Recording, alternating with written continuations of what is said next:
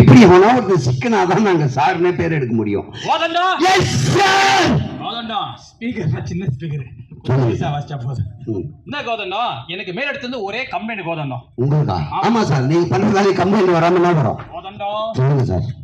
சென்னை மட்டும் இல்லாம இந்தியாவுக்கு எல்லா ஏரியாக்களையும் இந்த ராபர்ட் தொல்லை அதிகமா போயிச்சாப்பா. சும்மா போறவங்க தாலி இருக்கிறது, பர்ஸ் வெயிட்டாத்து போனா பர்ஸ் அடிக்கிறது, ஒண்ணுமே எல்லாம் கூட்டு ஏன்னா ரோட்ல அடிச்சு போட்டாங்கப்பா.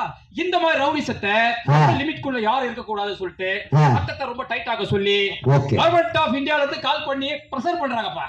அப்படிங்களா? எஸ்.